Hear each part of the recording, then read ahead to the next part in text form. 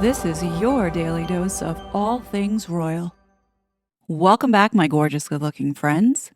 We are being lied to on such a scale. I don't think people fully understand yet what has been done over the last 6 years. Now, I have shared with you in the past various examples of Meghan Markle and her fake photos, as well as debunking various narratives that have come up, not only pertaining to her childhood, but also to just who she is in general. Everything that we have been told about this woman and this relationship has been a lie. Let's go ahead and use some common sense. Look at the timeline when Meghan showed up on the scene and nobody knew who the heck this woman was. She ends up marrying into the royal family, and then all of a sudden, these two move across the Atlantic just in time to support the 2020 election. I mean, I keep saying this over and over that the story that we were given about Megxit was not the real story. And so coincidentally, now all of a sudden, this couple have been drifting apart just in time for Donald Trump to be sworn into office. Harry's going to be back across the pond. So, you look at all these different factors and you see how involved they were with censoring people and the people that they had aligned with from our governments as well as politicians. And they want us to believe that these two are such failures and nothing has worked out for them. So I'm putting these articles up because I want people to see how the narrative is shifting towards Harry possibly going back to the UK and staying there once Donald Trump gets into office. I do believe that this mission that Harry has been on has failed, which was to come over here, undermine our Constitution, get control of the internet, and a second term for the Democrats was going to be a reality. But once Elon Musk bought over Twitter, everything collapsed for this couple. And you notice how they've shifted their strategy and how they're trying to rebuild the online space. It's now focused towards children. It's just so convenient that we see these articles of people speculating if they have split, and now the rumors are that they did.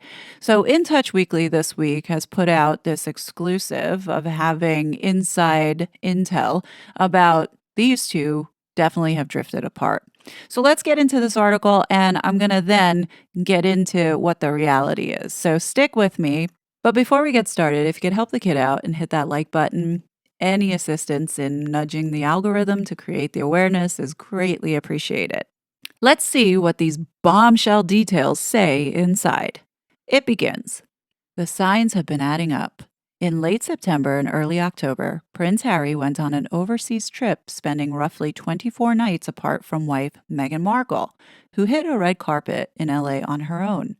On October 16th, photographer Raymana van Bestoler posted a video of Prince Harry surfing, and as one commenter wrote, "This is giving divorced dad having a midlife crisis energy." At the same time, whispers that a moving truck had been spotted at their $14 million Montecito, California mansion were rampant online. They've clearly been living separate lives, but a sighting like that is usually what spells the end for couples, a source points out. Everyone is wondering, have they split?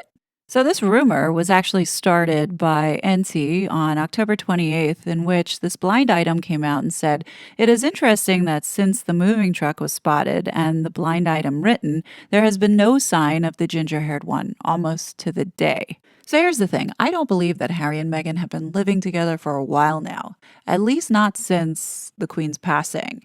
In addition, I also don't believe that Harry and Meghan live in that Olive Garden castle. And that's because with the Netflix mockumentary, they chose to film in a different location. The other thing is, why would you put all the photos of your house if you're so worried about privacy? I think Harry and Meghan did what the Kardashians did, such as they filmed in one house and then their real home is undisclosed. And I think that's the situation here. I don't think that this blind item was put out by somebody who was in the know. I believe that this blind item was put out by Meghan and Harry because they are moving towards this narrative of Harry ultimately going back to the UK. At the time of this article, the pair haven't been seen together in like 75 days. And in a special investigation, In Touch uncovered bombshell details about the Sussexes' crumbling 6-year marriage from multiple residents of their wealthy enclave. We know what's really going on, and they seem to be over, a Montecito local tells In Touch. The buzz on the street here is that it's only a matter of time before they officially split. We knew Megan would break his heart. Now, does anybody really believe this crap? Now you have neighbors coming out of the woodwork saying that they know what's going on when never before have they come forward to say that they've seen maybe Megan and the children outside playing or walking or interacting with other kids. Come on. Different worlds. Despite his surfing hobby, Harry's California dream has slowly turned into a nightmare over the past 4 years as their various business ventures have fallen apart, sources say.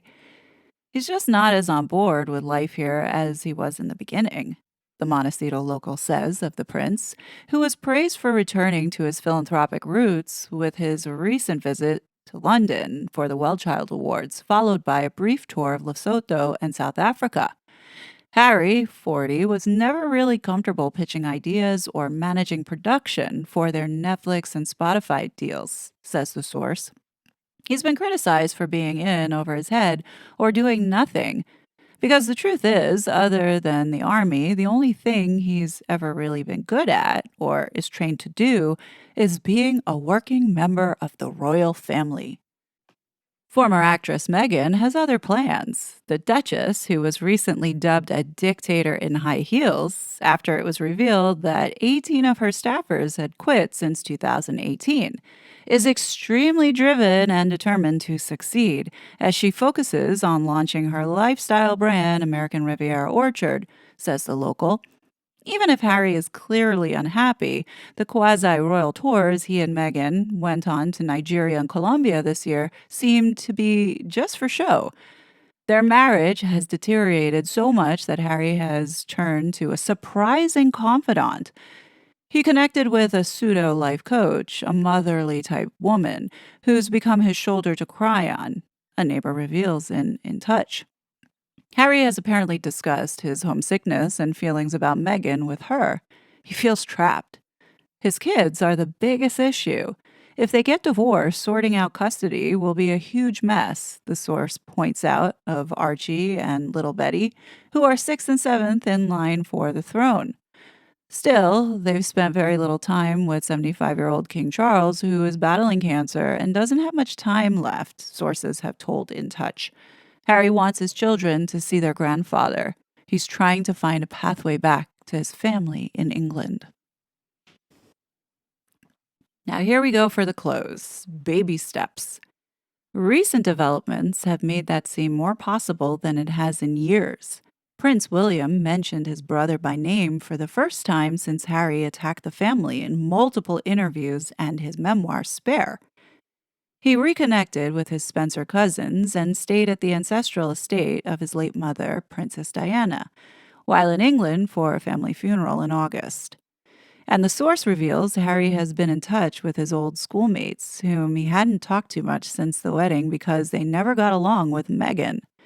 But lately, they've been chatting on WhatsApp. Harry, who recently received about $10 million from his late great-grandmother's trust, also has government contacts and a few trusted royal aides who could help with the transition back to the homeland, says the source. He's given a great deal of thought to his escape plan. He's devastated because he truly loved Meghan and gave up everything for her. And now he's desperate for a way out. I hate to say it, UK, but it looks like the ginger prick is going back to the UK. Now, I find it really interesting that this magazine was deliberate in mentioning the fact that Harry has these government contacts, as well as he's still in contact with some trusted royal aides that could help him transition back to the homeland. And I think what they're meaning here is that they most likely are in process of transferring him back to the homeland, if not already, because this little PR stunt that we saw with Harry and Meghan for this Colombian violence against children conference that was going on was completely staged and fake. Didn't anybody find it weird that there was not a peep from these two pertaining to the election and encouraging people to vote? Remember when there was this announcement of Archwell brainstorming content ideas? The article was about this effort that was being taken on to tackle deepfakes during the election season to prevent people from being misguided on information. And then we didn't hear anything again from them about this coalition, the Future US, with all these other organizations that had joined together in this coalition. Remember? You know how Megan likes to hit the ground running, meeting the right people behind the scenes? Well, that's exactly what these two have been doing this whole entire time while we have been distracted by all this other nonsense. Now, if we go back to this article from April of 2024 this year, they mention one new nonprofit that is designed to spot AI disinformation called True Media. Now, I did a video about 7 months ago talking about this truemedia.org. Not many people had viewed it, but those that viewed it are more in the know than those that didn't view it. This is what I pointed out from the video. Oren Etzioni, a former CEO of Allen Institute for AI, is offering free tools to journalists and fact checkers for spotting AI disinformation through a new nonprofit called truemedia.org. Let's click on truemedia.org and see what they're about. TrueMedia.org, identifying political deepfakes in social media using AI. So, using AI with AI, I guess. Scrolling down, let's see who their partners are. Well, there you have it, Microsoft. That should tell you enough. Okay, let's see who the experts are. We have the founders. Oh, look who we have here. Kate Starbird. Oh, and Renee DiResta. Need I say any more? Now, if you've been following me for a while, you should be familiar with this graphic. Located down at the left-hand corner where it says academic initiatives are Kate Starbird and Renee DiResta. We all know that both of these people had worked with Harry at the Aspen Institute Commission on Information Disorder. These same two ladies played a leading role in the Election Integrity Partnership, which had been called out for censoring Americans, particularly conservative voices. These ladies were also named in the historic landmark case of Missouri versus Biden. And I think a really important detail here is that Harry's friend, Renee DiResta, used to work for the CIA. Anyhow, these two have planted themselves on True Media's scientific advisory board, along with Daryl West, who is a senior fellow at the Brookings Institution, which is an organization that is very much in favor of leaning left and censoring conservative views. You also then have Jevin West, who's the director of the Center for an Informed Public at the University of Washington, which was one of the 4 core entities that made up the Election Integrity Partnership. So it would make sense that Microsoft is True Media's biggest partner in the tech sector. So you might be asking, what does this have to do with Harry and Meghan? Harry and Meghan did say that the Archwell Fugazi Public Charity is also helping brainstorm new content in this AI deepfake space. We recently have seen Harry and Meghan put out a video for combating child violence. In this video, many people had said that these two look so stiff and strange, and that this video was months old. Some even say that this was done when the two of them went to Colombia, by drawing the conclusion that Meghan looks really pale here, as opposed to what she looked like in the most recent appearance at the Children's Gala. You can see there's a night and day difference here. And this is because this video is 100% AI.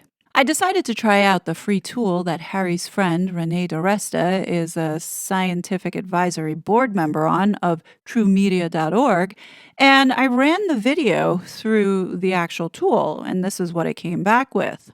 As you can see, the tool is reading it as 100% deepfake. But do we think that this reading is accurate? Maybe the tool is broken, because surely Harry and Meghan would never lie to the world, right? I mean, Harry is on the Aspen Commission on Information Disorder. The only way to find out if this indeed was a mistake, because I can't imagine Harry and Meghan lying, is to run it through a similar tool. And that's exactly what I did. Another tool that can be used, which I prefer, is called a testive. Now, this tool is not a free tool. You can get a trial version of it where you get 10 uploads of videos that you can check out to see if are fake per month. And for the most part, for what we're doing here, it's enough. If you want the expanded features and in depth analysis, then you can pay for it. The reason why I trust this more than I trust the other one is because of the people that are backing it. I'll get into more detail in a bit about why I don't trust truemedia.org, but let's take a look at the analysis that has come back running this same video through the tool. As you can see, this video has been run through the attestive tool, and the results have come back similar to the ones of truemedia.org, with the overall suspicion score of 99, not 100, but 99. They're saying that this too is also very suspect, otherwise as faked. Let's give them the benefit of the doubt. Just because Harry and Meghan are such champions for truth, why don't we try another example? How about last year, around the same time, Harry does this speech for Stand Up for Heroes. For those that don't remember, here is just a small reminder. Hey everyone, and hello New York. Obviously, I was deeply honoured when Bob asked me to debut my stand-up act with you all tonight. I was so relieved to be invited back, but then I started to question whether his invite for me to actually do stand-up was in fact his idea of a joke. Either way, due to the shockingly low representation of gingers last year, and out of respect for my fellow endangered species, here I am, reporting for duty. So I'm going to go ahead and do the same thing and run it through both truemedia.org and Attestive, and let's see what they come back with. Well, I'll be a monkey's uncle. This too is fake. Why don't we go ahead and try a video that we know is real, like Catherine's cancer announcement, just to make sure that these tools are working the way that they're supposed to be working. Remember, this was the one that Christopher Boozy made a ruckus over, saying that this was AI generated? Let's test that theory. After putting this through both of these tools, both have come back with similar results in green, saying that on the left, it's safe, meaning there's low suspicion of being manipulated, and on the right also says little evidence of manipulation. So this video is real. So I think we're starting to get an idea as to what Harry and Meghan have been up to. Now that we're feeling a bit more comfortable with these tools and seeing consistency across both of them with their outputs, let's go ahead and try running one of Meghan's childhood videos that I pointed out in the Biggest Fraud Alive series, the series that many thought that I was off the rails, to see what these analytical tools say after they analyze the video. This is the Europe trip that Meghan allegedly went on with Nanaki. Well, I'll be darned. These tools, too, are pushing out conspiracy theories. And to think, so many of you gave me such a hard time when I showed you and said, no, these videos have been manipulated. Meghan's whole childhood past has been fabricated. None of it is true. And this is the thing that people can't wrap their brains around. So I guess it's going to take more of this kind of stuff to convince people to see that we all have been lied to. Overall suspicion score out of 100 is 93, labeled as very suspicious, otherwise manipulated. And also, too, in truemedia.org is also saying that AI manipulation is present. Now, for good measure, I'm going to go ahead and run one more video. And that video is of Meghan giving her speech at her middle school graduation. This is the video where I pointed out that Meghan's gap in her teeth magically closes in front of our eyes, and we can see her face morphing subtly. Many of you came back and said, oh, it's just the quality of the video back then. It could be a plethora of things. Well, let's just put this to bed and confirm that this video indeed was also manipulated. Now, as you can see, this video had been run through both these tools with an output coming back with a similar conclusion of high evidence and suspicion of it being manipulated. It's up to you to decide whether or not you believe this. I mean, again, I am not a part of the aristocracy, nor did I go to fashion school, so what do I know, right? Now, the reason why I've done this is to show you that this is really what Meghan and Harry have been doing with their time. I believe they're still working with these very same people who also have shifted their focus away from the things that they were doing before we found out about the censorship industrial complex. So, Renee DiResta, Jory Craig, the Center for Combating Digital Hate, the Center for Humane Tech, all these people that Harry and Meghan have been involved with now have shifted gears towards protecting the children. They are part of these committees that are involved with shaping the narrative now in AI. And that's where this is going. And I believe that Trump understands that AI is going to be something that we do need to put legislation and wrap our arms around. We cannot use the legislation or the AI roadmap that the Biden administration have put together because that's filled with algorithms of oppression. Literally, Sophia Noble's all over Kamala Harris's plan for AI and the future for the United States. Forget that.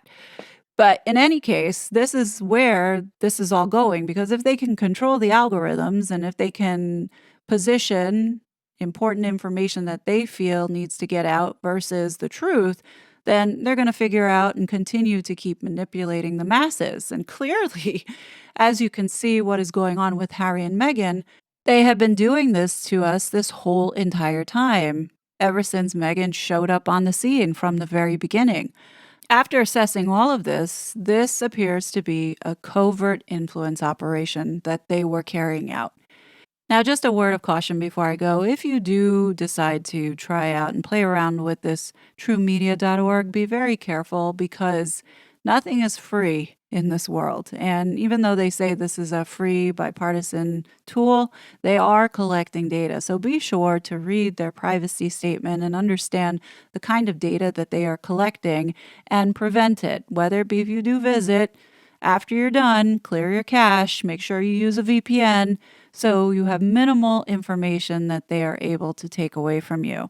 I personally don't want to go back on this site. There is bias. There are a couple things that I've run through there that it is reading insights that are coming from the media, the left-wing media, that they're taking as fact.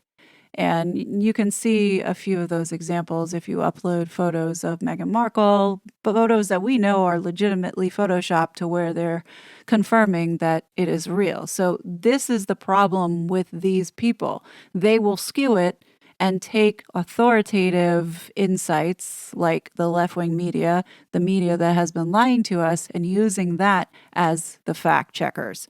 So, be very careful with it. In any case, January 2025, a reckoning is coming. Donald Trump announced this. Not sure if everybody has seen it, but I'm going to add what he has said about dismantling this censorship industrial complex. My spidey senses tell me that Harry's going to be in a lot of trouble.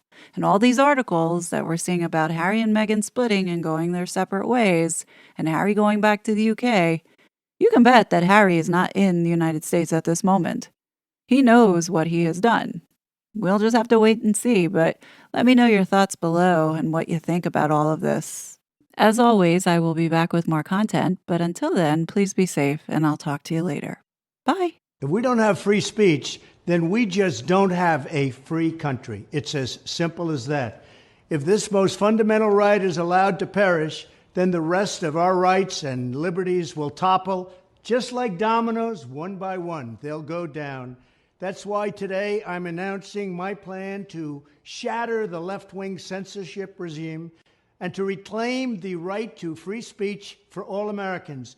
And reclaim is a very important word in this case because they've taken it away. In recent weeks, bombshell reports have confirmed that a sinister group of deep state bureaucrats, Silicon Valley tyrants, left-wing activists, and depraved corporate news media have been conspiring to manipulate and silence the American people.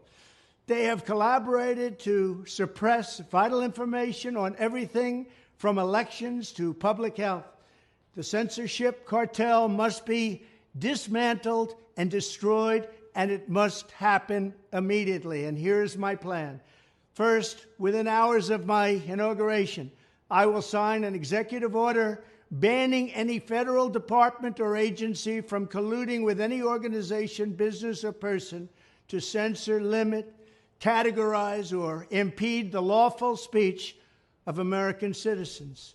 I will then ban federal money from being used to label domestic speech as mis- or disinformation.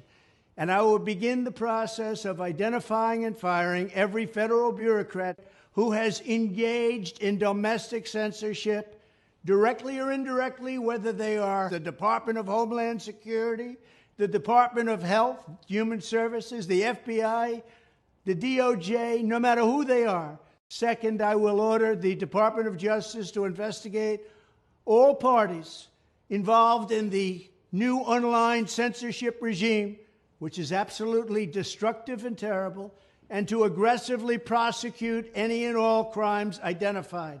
These include possible violations of federal civil rights law, campaign finance laws, federal election law, securities law, and antitrust laws, the Hatch Act, and a host of other potential criminal, civil, regulatory, and constitutional offenses. To assist in these efforts, I am urging House Republicans to immediately send preservation letters, and we have to do this right now, to the Biden administration, the Biden campaign, and every Silicon Valley tech giant, ordering them not to destroy evidence of censorship. Third, upon my inauguration as president, I will ask Congress to send a bill to my desk revising Section 230 to get big online platforms out of censorship business. From now on, digital platforms should only qualify for immunity protection under Section 230 if they meet high standards of neutrality, transparency, fairness, and non-discrimination. We should require these platforms to increase their efforts to take down unlawful content such as child exploitation and promoting terrorism, while dramatically curtailing their power to arbitrarily restrict lawful speech. Fourth, we need to break up the entire toxic censorship industry that has arisen under the false guise of tackling so-called mis- and disinformation. The federal government should immediately stop funding all nonprofits and academic programs that support this authoritarian project. If any U.S. university is discovered to have engaged in censorship activities or election interferences in the past, such as flagging social media content for removal of blacklisting, those universities should lose federal research dollars and federal student loan support for a period of 5 years and maybe more. We should also enact new laws laying out clear criminal penalties for federal bureaucrats who partner with private entities to do an end run around the Constitution and deprive Americans of their First, Fourth, and Fifth Amendment rights.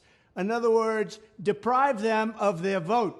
And once you lose those elections, and once you lose your borders like we have, you no longer have a country.